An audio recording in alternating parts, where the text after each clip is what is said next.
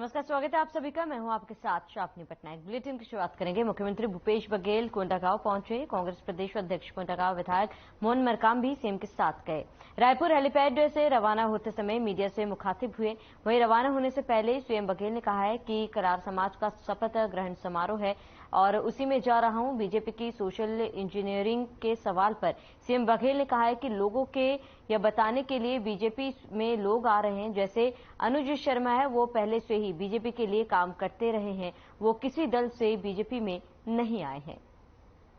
जब बस्तर गया था तो वहाँ कहा जा रहा था कि प्रधानमंत्री जी आने वाले हैं। उसके बाद जब यहाँ आए तो पता चला गृह मंत्री जी आने वाले हैं और आप बता रहे हैं कि नड्डा जी आने वाले हैं। भाई चुनाव नजदीक है तो आएंगे ही हैं, केजरीवाल भी आने वाले हैं और चुनाव है ना भाई, सब आएंगे। तो 4 महीने भी घूमेंगे छत्तीसगढ़, जो बदला हुआ छत्तीसगढ़ है उसको देखेंगे। ये 4.5 सालों में जो हमने काम किया है, किसानों के, मजदूरों के, गरीबों के, आदिवासियों के, महिलाओं युवाओं के हित में जो काम किया है उसको देखेंगे। केंद्रीय नेतृत्व के आने से क्या प्रभाव पड़ेगा? देखिए, ये केवल आईवास है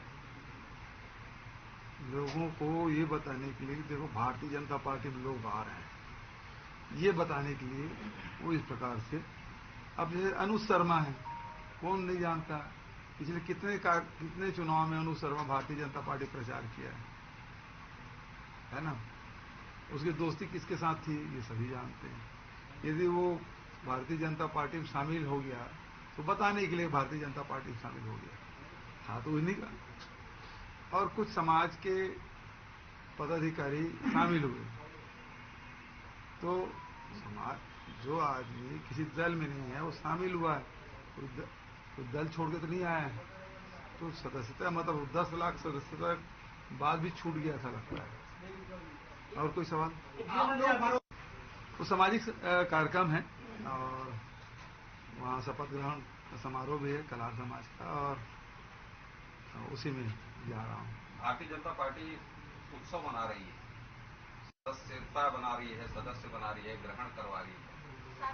क्या सोशल इंजीनियरिंग कर रहे हैं? हम लोग अलग अलग समाज के प्रमुखों को शामिल कर रहे हैं, तो इसमें क्या दबावपूर्ण तरीके से हो रहा है या हम लोग नहीं पूछ रहे हैं।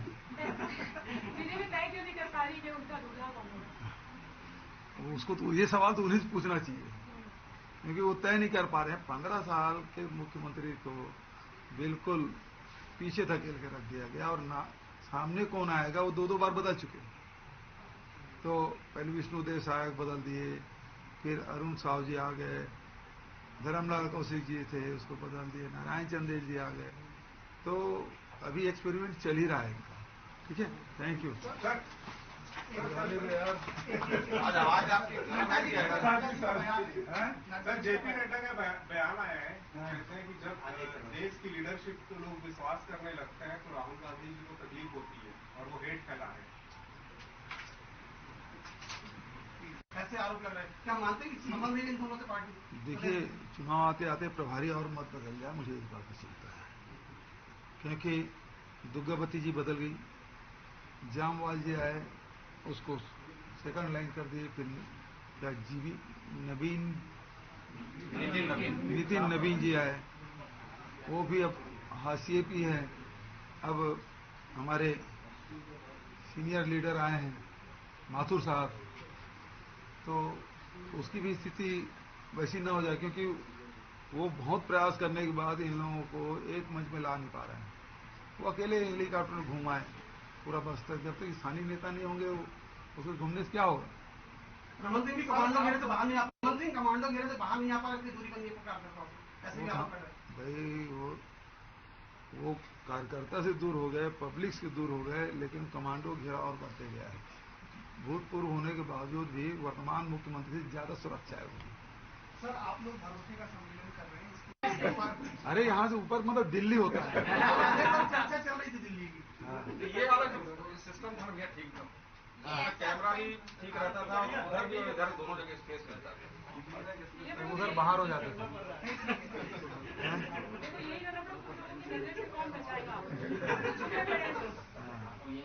मोहन भैया चुप है।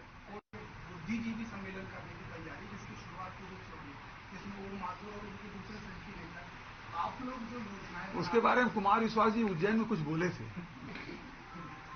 सर कांग्रेस जब विपक्ष में थी तो पिछले चुनाव के पे आने वाले हैं 22 जून को अमित शाह भी आ रहे हैं और इसी महीने नड्डा भी आ रहे हैं, जेपी नड्डा, मोदी जी भी अगले महीने आ सकते हैं। यहाँ आप लगातार हर सम्मेलनों में हैं, प्रभारी हैं और वहाँ पे सारे राष्ट्रीय नेतृत्व को बुला रहे हैं।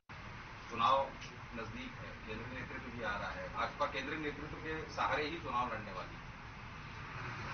देखिए, केंद्रीय नेतृत्व के सहारे में कर्नाटक में चुनाव लड़ते देख लीजिए, बस यही है। लीडर ऑफ ऑपोजिशन है पश्चिम बंगाल के, उनका आरोप है जो बालासोर की घटना हुई है जिसमें ट्रेन का जो हादसा हुआ उसके पीछे टीएमसी जिम्मेदार है। देखिए, ये जो आरोप लगा रहे हैं तो टीएमसी उसके जवाब देने के लिए वो सक्षम है। और जहां तक से बालासोर दुर्घटना हुई है बेहद दुर्भाग्यजनक है। जो रेल मंत्री ये कहे कि 1 किलोमीटर पहले से जानकारी हो जाएगी यदि कोई दूसरे तरफ से ट्रेन आ रही है, कवच, तो कवच तो छिन्न भिन्न हो गया और इसमें 300 लोगों की जानें चली गई, 900 से अधिक लोग घायल हुए। और अभी तक के वो कवच अभी सीबीआई जांच कर रही है, तो कवच के बारे में भी जांच करेंगे क्या? उस जांच के बिंदु में ये भी शामिल है कि नहीं है? और इसमें जो अभी तक के भारतीय जनता पार्टी की केंद्र सरकार के द्वारा केवल ऑर्नामेंटल सुधार करने का काम किया, मतलब प्लेटफॉर्म चमका दो और वंदे भारत ट्रेन चला दो, लेकिन जरूरत की जो चीजें हैं वो तो बंद पड़ी। छत्तीसगढ़ में 24 ट्रेनें बंद हो गई और केवल कोयले वाले ट्रेन है, गुड ट्रांसपोर्ट है, वही भरे लोग चलाते रहे हैं। इससे आम जनता तो तकलीफ में आई, क्योंकि वंदे भारत का किराया इतना है कि आम जनता उसके जेब के क्षमता के बाहर है। घोटालों के दौरान भारतीय जनता पार्टी आज निकालने वाली 15 साल वाली बहुत लंबी लिस्ट है, देखो छूट जाएगा हम लोग दे देंगे। सर, आप लोग आर्थिक सर्वेक्षण करा रहे हैं तो केंद्र सरकार जो डिजिटल जनगणना शुरू करने वाली है, मतलब कुल मिला के एक ही जनगणना नहीं होगी, दूसरा आर्थिक सर्वेक्षण नहीं होगा, योजनाएं बनेगी कैसे? भाई खड़गे जी, राहुल जी लगातार ये मांग कर रहे हैं, दूसरे विपक्षी दल के लोग मांग कर रहे हैं कि जाति जनगणना होना चाहिए, क्योंकि इन 75 सालों में जहां हम लोग पहुंचे हैं, ऐसे चाहे वो एससी हो, एसटी हो, ओबीसी हो, अपर क्लास के लोग हो, माइनॉरिटी हो, तो उसमें बहुत सारे ऐसे जातियां हैं जो पिछड़ गई। तो जब तक कि उसका सामाजिक सर्वेक्षण नहीं होगा, आर्थिक सर्वेक्षण नहीं होगा, तो पता कैसे चलेगा? अपर क्लास में भी देखिए बहुत सारे ऐसी जातियां हैं जो अपर क्लास में तो आते हैं, लेकिन उनकी आर्थिक स्थिति उसमें कोई बदलाव नहीं आया, बल्कि कमजोर हो गया। एससी में, एसटी में देखेंगे, ओबीसी में देखेंगे, बहुत सारी जातियां हैं जो उसका लाभ नहीं ले पा रहे, वंचित हैं। तो आपके पास यदि डाटा होगा, घर घर जब तक नहीं जाएंगे तब तक कि आप जानकारी कैसे इकट्ठा कर पाएंगे? और जब आपके पास जो जानकारी नहीं होगी तो योजना किस प्रकार से बनाएंगे? क्योंकि जैसे अब आवास के बाद खूब हल्ला कर रहे थे भारतीय जनता पार्टी के, हम लोगों ने कहा हम आर्थिक सामाजिक सर्वेक्षण करा देते हैं, और हमने कराया, हमारे पास अब रिपोर्ट मतलब सारे डाटा आ गए हैं, अब उसको व्यवस्थित कर रहे हैं, परीक्षण भी कर रहे हैं। तो वो कितने आवासहीन हैं, किसके पास एक कमरा है, किसी एक कमरे एक मकान है, 2 कमरे एक मकान है, किसी पास कच्ची है, किसी पास पक्की है, कौन गैस सिलेंडर उपयोग कर रहा है, कोई नहीं कर रहा है, शौचालय उपयोग हो रहा है नहीं हो रहा, ये जानकारी हम लोग ले रहे हैं। तो वो जब डाटा हमारे सामने कैबिनेट के सामने रखा जाएगा विभाग के द्वारा, तो उसमें फिर योजनाएं बनेगी। तो जब हम 1 महीने के भीतर में पूरे छत्तीसगढ़ में कर लिए हैं, तो देश में क्यों नहीं किया जा सकता? तो उसको डिजिटल करने की क्या जरूरत है? डिजिटल में क्या पता चलेगा? जब तक कि आप घर में तो सारे लोग लिख देंगे हम आवासहीन हैं, तो क्या मान लेंगे? तो जब तक कि सरकारी कर्मचारी घर में जाके खुद अपनी आंखों से नहीं देखेंगे, उनके घर के मुखिया से लेके जानकारी नहीं भरेंगे, तो वो जो डाटा आएगा वो विश्वसनीय नहीं होगा। जिस तरह केंद्रीय अमेरिका में वो नड्डा जी का कल का बयान है। नड्डा जी को भारतीय जनता पार्टी खुद गंभीरता से नहीं लेती। आपने देखा है कि वो केंद्रीय कार्यालय भारतीय जनता पार्टी का किस प्रकार से अमित शाह जी उसको धक्का देके पीछे हाथ पकड़ के खींच रहे हैं उसको। तो नड्डा जी को ऐसे भी कोई गंभीरता से नहीं लेते और उसके बयान को हम लोग भी गंभीरता से नहीं लेते।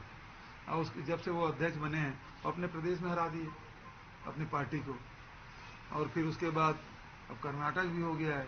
तो लगातार नड्डा जी, अब उसको चुना कौन है ये आज तक नहीं पता चला, दूसरा कार्यकाल, तो उसके बाद कौन गंभीरता से ले। और जहां तक राहुल जी की बात है, तो राहुल जी तो नफरत के बाजार में मोहब्बत की दुकान खुले हुए हैं, और जहां जाते हैं प्यार की बात करते हैं, मोहब्बत की बात करते हैं, जोड़ने की बात करते हैं। और उसको तकलीफ है क्योंकि बिना लड़ाई झगड़े के भारतीय जनता पार्टी का अस्तित्व खतरे में पड़ जाएगा। जब तक कि दो समाज के लोग नहीं लड़ेंगे, दो धर्म के लोग नहीं लड़ेंगे, दो भाई भाई नहीं लड़ेंगे, तब तक इनका स्वार्थ सिद्धि नहीं हो सकता।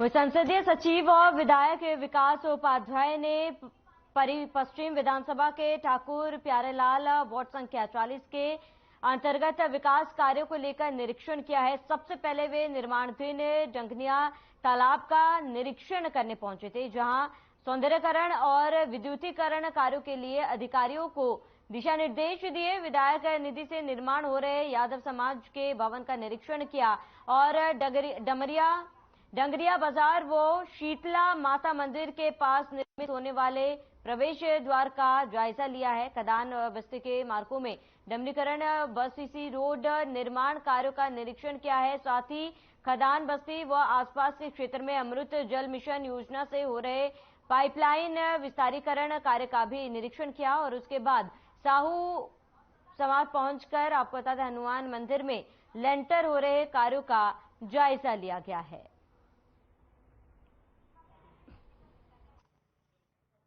डंगनिया वार्ड का ये ठाकुर प्यारेलाल वार्ड का बहुत ही ऐतिहासिक तालाब है, जिसके सौंदर्यीकरण को लेकर लगातार यहाँ के निवासी, यहाँ के स्थानीय जनप्रतिनिधि पार्षद ज्ञानेश शर्मा जी और पूरे लोग, समाज के लोग, अलग अलग वार्ड के लोगों ने इस तालाब के गहरीकरण और इसकी सौंदर्यीकरण की बात कही थी। मैं धन्यवाद देना चाहता हूँ मुख्यमंत्री भूपेश बघेल जी को, जिन्होंने जो रायपुर राजधानी तालाबों का शहर था और कहीं ना कहीं हमारे तालाब अस्तित्व से खत्म हो रहे थे, लेकिन मुख्यमंत्री जी ने रायपुर राजधानी और प्रदेश के पूरे तालाबों को उसके सौंदर्यीकरण, उसके गहरीकरण और उसको कैसे अच्छा से अच्छा बनाया जाए, क्योंकि रोज लोगों के अनेक काम आने वाला ये तालाब, इसको कैसे सुंदर बनाना है उसके लिए योजना में लाकर स्मार्ट सिटी के माध्यम से ये अति सुंदर बनाने का प्रयास किया जा रहा है। और मैं समझता हूं कि इस तालाब से, जिस प्रकार से ज्ञानेश शर्मा जी ने कहा, जो वाटर लेवल की समस्या, रायपुर राजधानी में बिजली और पानी की समस्या कभी नहीं हुई, बिजली की समस्या तो कभी नहीं हुई, पानी कहीं ना कहीं, क्योंकि जनसंख्या पहले 6-7 लाख थी, अब 25 लाख से भी ज्यादा जनसंख्या इस रायपुर राजधानी के लोगों की हो गई। ये जो तालाब हमारे हैं, यही तालाब लोगों को घर में वाटर लेवल को बढ़ाने का काम करते थे। किसी को बाहर से पानी लेने की आवश्यकता नहीं पड़ती थी, सबका वाटर लेवल बराबर होता था। मैं समझता हूँ कि जल्द बरसात से पहले जो तालाब का गहरीकरण का काम है, अंदर का काम है, वो पूरा हो जाएगा और बाहर का पूरा काम, ये पूरा होने के बाद इसका लोकार्पण करने के लिए हम तमाम साथी इसका लोकार्पण करेंगे। ऐतिहासिक शुरुआत है। मैं भाई मनीष ठाकुर जी जो ठेकेदार हैं, इंजीनियर हैं, उनको भी धन्यवाद देना चाहता हूँ। मुश्किल काम था, पहले भी लोगों ने प्रयास किया, लेकिन वो काम को सफल नहीं कर पाए। आज अगर इस स्तर तक ये काम पहुंचा है, तो जो इंजीनियर हैं, जो यहाँ के लोग हैं, जिन्होंने अलग अलग तरीके से राय दिया, उसी प्रकार से हम इस तालाब के सौंदर्यीकरण और गहरीकरण के काम को आगे पहुंचाने का काम कर रहे हैं। मैं पूरे वार्ड वासियों को, गांव वासियों को हार्दिक बधाई और शुभकामनाएं देता हूं। बस्तर विकास प्राधिकरण एवं जिला पंचायत सदस्य नीना रावतिया उदय के द्वारा तेंदुपत्ता का नगद भुगतान करने को तोयनार समिति की 33 तेंदुपत्ता फड़ों में नगद भुगतान की राशि दी गई थी और ग्रामवासियों ने नगद भुगतान राशि मिलते ही खुश होकर शासन प्रशासन को धन्यवाद ज्ञापित किया था। नीना रावतिया उदय का कहना है कि ग्राम पंचायत में काफी समय से मांग थी कि तेंदुपत्ता का नगद भुगतान हो। लोगों को खाता पेमेंट होती थी तो अत्यधिक परेशानी होती थी। लोगों को बैंकों में लाइन लगाया जाना पड़ता था। उसके लिए बैंक से पैसा निकालने के लिए 2 से 3 दिन लाइन में खड़ा होकर रहना पड़ता था। लेकिन शासन से यह लोग जो मांग रहे थे, जो निर्णय अपने क्षेत्र जिला पंचायत सदस्य, उन्होंने यह बात क्षेत्रीय विधायक विक्रम शाह मंडावी को बोलने से व शासन से बात कर उन्होंने यह प्रावधान करवाया है। लोगों को यह लोग नगद भुगतान के लिए पैसा दिया जाए और उसे लोग अत्यंत खुश हैं। वो लोग क्षेत्रीय विधायक जी और क्षेत्रीय मंत्री कवासी लखमा जी को धन्यवाद ज्ञापन करते हैं और खासतौर से हमारे सीएम भूपेश बघेल जी को बहुत ज्यादा धन्यवाद ज्ञात करते हैं। परेशानी खत्म कर दी है। आज हम लोग मौजूद हैं पापनपाल में। सरकार से जो बीती वर्ष पहले जो नारेबाजी के साथ कहा गया था कि हमें तेंदुपत्ता का भुगतान नगद चाहिए, जिसकी वजह से आज शासन प्रशासन ने इनकी बात सुनी है और जगह जगह पे नगद भुगतान हो रहा है। आज हम लोग ग्राम पंचायत पापनपाल में मौजूद हैं। यहाँ के ग्रामीण आज नगद तेंदुपत्ता का भुगतान पैसा ले रहे हैं। वहाँ पे हमारे क्षेत्र के जिला पंचायत सदस्य नीना रावतिया उदय जी आए हुए हैं। हम लोग यहाँ के ग्रामवासियों से भी बात करेंगे कि किस प्रकार उन लोग नगद भुगतान पैसा लेने से कितने अत्यधिक खुश हैं या नहीं हैं, या शासन प्रशासन को उन लोग क्या कहेंगे। आइए हम लोग उनको एक बार बात करके जानेंगे कि यहाँ के लोग नगद भुगतान लेने के बाद किस प्रकार से अपने आप को खुश समझ रहे हैं और शासन के बारे में क्या कहेंगे। आप थोड़ा सा गौर कीजिए।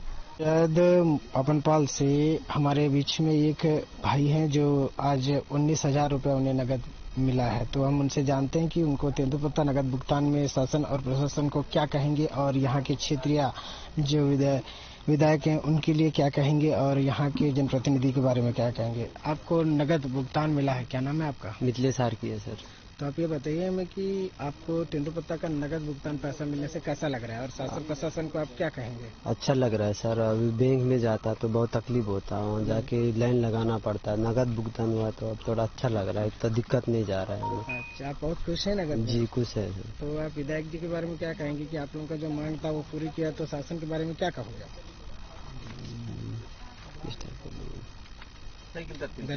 धन्यवाद करेंगे सर जी। तो यहाँ पे हमारे बीच में भी नीनावती उदय दीदी हैं, तो उनके बारे में क्या कहेंगे कि आप लोगों के लिए कदम से कदम मिला के लड़े हैं और आज आप लोगों को यहाँ पे नगद भुगतान करने में सहयोग कर रहे हैं, तो आप क्या कहेंगे उनके बारे में? जी अच्छा किए हमारे लिए जो नगद भुगतान किए, जो उनके लिए धन्यवाद कहना चाहता हूँ। चलिए, आप लोग बहुत खुश हैं? जी खुश है जी। हम देख रहे हैं कि ग्रामीण यहाँ पे अत्यधिक खुश होते हैं। हम लोग और कुछ ग्रामीणों से बात करेंगे और हम लोग उनसे भी पूछेंगे कि उन लोगों को नगद भुगतान मिलने से कैसा रहेगा, कैसा लग रहा है। और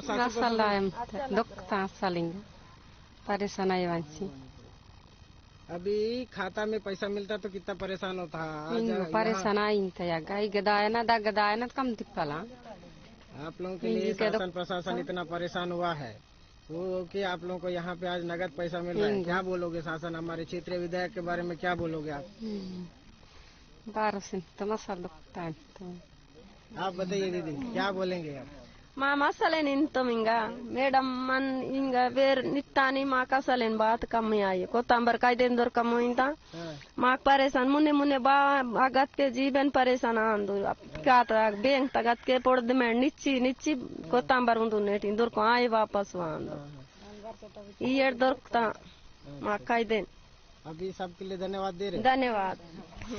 आप बता सलेन दर को ता देना परेशान आंदो मांबारा वर्षातku makin asale dorka muinta kota kaidene ubur mriyat dar makam ayo asale dorka muinta जो वर्षा भी ना परेशान। मैं ये कहना चाहूँगा कि आज हमारे ग्राम पंचायत में नगद भुगतान किया जा रहा है, जो गांव के लोग काफी खुश हैं और ये प्रयास हर ग्राम पंचायत से जो लिखित रूप से क्षेत्रीय विधायक को सौंपे थे, जो माने नगद भुगतान किया जाए घर के, और उसमें विधायक का प्रयास रहा प्रभारी मंत्री ने उच्च स्तरीय मुख्यमंत्री को ज्ञापन सौंपा और नगद भुगतान हर ग्राम पंचायत में करा रहे हैं, उनके लिए ग्रामवासी तहे दिल से धन्यवाद देना चाहेंगे। और हमारे बीच में नीना दीदी भी आकर वो नगद भुगतान का लोगों से रूबरू होकर मिलते हुए बातचीत करते हुए सब ईदगाहियों से, और पड़मुंशी लोग भी यहाँ उपस्थित हैं और सब खुश हैं। मैं ये बताना चाहूँगा हमारे गांव के तेंदुपत्ता श्रमिकों को नगद भुगतान का आज भुगतान किया जा रहा है हमारे शासन के द्वारा। बड़ा खुशी की बात है। आज का दिन बड़ी खुशी की दिन है। हमने इसके पहले भी पिछले सत्र की बात बताना चाहूँगा, इस बार भी नगद भुगतान हमारे कांग्रेस के नेताओं के द्वारा इस काम को सफल बनाया है। गांव के समस्त सदस्य सभी मिलकर हमने भी हमारे क्षेत्र के विधायक महोदय जी से बात की, हमारे लोग जिला पंचायत सदस्य हमारे दीदी जी से भी हमारे बात हुआ था, जिससे ये बात को वे आगे बढ़ाते हुए इस काम को सफल पूर्वक काम किया है। इसके लिए मैं हमारे समस्त नेताओं को हमारे गांव तरफ से धन्यवाद देना चाहता हूं। बस बड़ी खुशी ये जताना चाहता हूं कि अब हमारा सरकार इस काम को इतने अच्छे तरीके से काम कर रहा है, आते भी ऐसा करेगा। मेरा पूरा भरोसा हमारी सरकार के ऊपर बताना चाहूंगा। धन्यवाद। सबसे पहले तो पापनपाल के लोगों को मेरी ओर से नमस्कार। और दूसरी बात यह है कि हमारे यहाँ पर जितने भी ग्रामीण लोग हैं बार बार आते थे कि हमको सबसे ज्यादा समस्या होती है बैंक में जाने का। बैंक जाते हैं वहाँ पर कोई यहाँ जाओ को वहाँ जाओ ऐसा बोलते थे, उससे हमको समझ में आता नहीं था। और हम लोगों ने आप लोगों से ये मांग रखा है, और जनता की समस्या, जनता जनार्दन की समस्या सबसे महत्वपूर्ण चीज है। और उस समस्या को हमारे माननीय विधायक जी विक्रम मंडावी जी ने हमारे जो प्रभारी मंत्री हैं लखमा जी के पास पहुंचाया, और लखमा जी ने हमारे यशस्वी मुख्यमंत्री के पास पहुंचाया। और हमारे यशस्वी मुख्यमंत्री भूपेश बघेल जी ने हमारी सारी समस्याओं को सुनी, और समस्या को सुनते हुए आज इस समस्या का निराकरण किया। और उसी के बदौलत आज पापनपाल की जो जनता है वो बहुत ही खुश है और धन्यवाद भी दे रही है। और जिस फंड में मैं आई हूँ वहाँ पर 220 हितग्राही है, और हितग्राहियों के मुंह से भी मैंने सुना कि बहुत अच्छा काम किया आप लोगों ने। और मैं धन्यवाद देती हूँ इस जगह से हमारे मुख्यमंत्री जी को और हमारे विधायक और हमारे लखमा जी को, क्योंकि उन्होंने इस ओर बहुत प्रयास किया, जबकि बहुत मुश्किल से ये काम हुआ है। इससे पहले हमारी जो जनता है जितना पैसा नहीं मिलता था उतना खर्चा करके वो बीजापुर जाती थी, बीजापुर जाके बैंक में लाइन लगाए रहती थी। कभी कभी तो दो दिन 3 दिन 4 दिन ऐसा हो जाता था, जिसके कारण वो हमेशा परेशान रहती थी। बताना चाह रही हूँ कि हमारे बीच में हमारे पुराने सरपंच भी है जो उनको भी मिला हुआ है और बहुत खुश हैं। और हमारे यहाँ के कोटवार उसको भी बहुत पैसा मिल रहा है, वो भी बहुत खुश है। लगभग 30,000 के लगभग मिल रहा है। अभी मैंने अपने हाथों से 19,000 का वितरण हितग्राही को किया है। और हमारे उप सरपंच भी हैं हमारे साथ में जुड़े हुए हैं, हमारे ग्रामीण बंधु हैं, हमारे फड़मुंशी हैं, सभी लोग जुड़े हुए हैं। और वो भी सब खुश हैं कि हम आज गांव में जाके पैसा दे रहे हैं। ऐसी व्यवस्था आज से पहले कभी नहीं हुई थी। और आज जो व्यवस्था हो रही है उसके कारण पूरा ग्राम पंचायत बहुत ही ज्यादा खुश है। खबरों में आगे बढ़ते सीएम भूपेश बघेल ने बड़ी सौगात दी है। सौगात मिलने पर लोगों में खुशी जो है वो साफ तौर पर देखी जा रही है। जहां पर सीएम ने यह सौगात दी तो सीएम बघेल ने केशकाल बेटमा में डडसेना कलार समाज के द्वारा आयोजित सभा को विभिन्न विकास कार्यों की सौगात दी है। वहीं कलार समाज के लोग अपने बीच सीएम को देखकर गदगद हो गए। केशकाल स्थानीय विधायक संतराम नेताम ने क्षेत्र के विकास के लिए आयोजित मंच से गुहार लगाई थी, जिसके बाद सीएम ने तत्काल हामी भरते हुए केशकाल विधायक की मांगों को मंजूरी दी थी।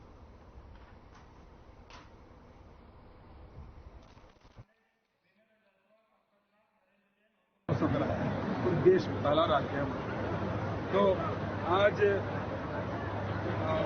एक तो 213 करोड़ के निर्माण कार्यों के भूमि पूजन और लोकार्पण कार्य संपन्न होगा। और इसके साथ साथ वन अधिकार पट्टे भी, बेलगुड़ी के लिए भी पट्टे दिए। शहरी क्षेत्र में जो निवास कर रहे हैं कोटा गांव में उनको भी, वन भूमि में जो बसे थे उनको भी वन अधिकार पट्टा दिया गया। और आज 500 से अधिक बच्चों को रोजगार उपलब्ध कराया गया। जो बच्चे को हैदराबाद में, भिलाई में, रायपुर में और जब कुछ स्थानीय बच्चों को रोजगार उपलब्ध कराया गया। और साथ ही कलार समाज आज प्रभात ग्रहण था स्तर से किसी आईआईटी परीक्षा को घोषित किए और लाल समाज के युवाओं को पहली घोषणा मैंने की है और जल्दी उसको मुक्त भी किया। सर इसका बाईपास जो है सर वो काफी समय से बंद पड़ा हुआ है सर, वो बहुत ज्यादा परेशानी का सबब बनता जा रहा है, इसके लिए क्या? देखिए हम लोग तो लगातार लगे नेशनल हाईवे में और राष्ट्रीय राजमार्ग होने का कारण भारत सरकार ही निर्माण भी कराती है, निर्माण नीति भी तय करती है, टेंडर भी करती है। हम लोग प्रयास लगातार लगा हुआ दबाव बना करके कई बार गडकरी साहब से भी मुलाकात हुई और हमने कहा कि हमारी बस्तर ये मुख्य द्वार है, यदि केसकाल घाटी यदि बंद हो जाए तो पूरा बस्तर से संपर्क। सर बुरहान में क्या है कि गर्मी के बाद में बार-बार किसानों के खिलाफ प्लांट का इंतजार है और समय भी आ रहा है, करीब 80% करीब बन चुका है, 10-20% बचा है और मैं समझता हूँ कि जून जुलाई तक कंप्लीट हो जाएगा और अगस्त 15 अगस्त से पहले से बढ़िया उद्घाटन भी करेंगे और इससे किसानों को बड़ा फायदा होगा और लोगों को रोजगार तो मिलेगा ही, लेकिन किसानों को बड़ा फायदा। सर बुरहान में ऐसी क्या कमी रह गई? बदलाव होगा और क्यों बदलाव होगा भाई? क्यों? एक चीज बताइए, 5 साल पहले हम लोग राष्ट्रीय राजमार्ग से 5 मिनट अंदर नहीं जा सकते थे। इसी कोंडागांव जिले में अभी हम लोग बड़े राजपुर या विश्रामपुर अगर जाना होता था कितना मुश्किल होता था, है ना? छोटे डोंगर जाना आसान था क्या? जा सकते थे। आज आसानी से पूरे कोंडागांव जिला है वो नक्सली मुक्त है। तो कोंडागांव जिले को विकास कार्यों की सौगात देते हुए सीएम भूपेश बघेल ने विभिन्न कार्यों का लोकार्पण और शिलान्यास किया। ये आपको सीधा ले चलते हैं। सावित्री मंडावी जी, आदरणीय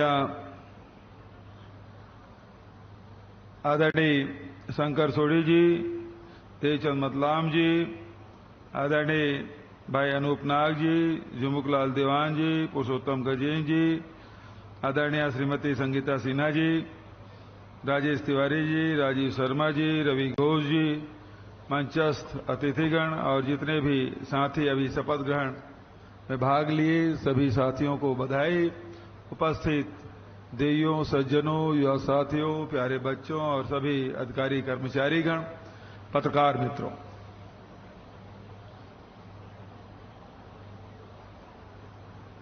हम सबने दंतेश्वरी माई की पूजा अर्चना की, सहस्त्रबाहु की पूजा अर्चना की, बहादुर कलारिन की पूजा अर्चना की, छत्तीसगढ़ महतारी की पूजा अर्चना की और राजगीत के साथ कार्यक्रम की शुरुआत हम लोगों ने की है। आदरणीय साथियों, आज 213 करोड़ रुपए के 527 विकास कार्यों का लोकार्पण और भूमि पूजन किया गया और उसके साथ साथ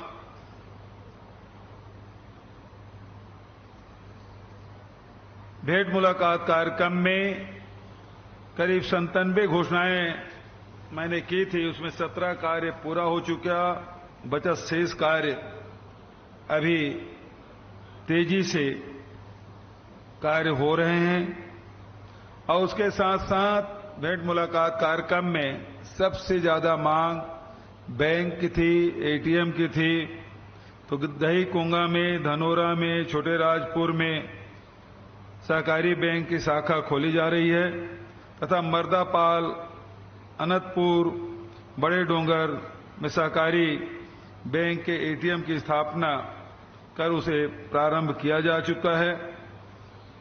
जिला मुख्यालय में आदिवासियों की विश्राम गृह के निर्माण प्रगति पर है। साथ ही बहुत सारे निर्माण कार्य के साथ स्वास्थ्य के क्षेत्र में भी लगातार हम लोग काम कर रहे हैं। वहीं माखर और विश्रामपुर में शासकीय महाविद्यालय शुरू हो चुका है तथा धनोरा में कॉलेज एवं आईटीआई आगामी शिक्षा सत्र। चलिए इसी के साथ इस बुलेटिन में फिलहाल मेरे साथ इतने। देश प्रदेश के तमाम बड़ी खबरों के लिए बने रहिए हमारे साथ।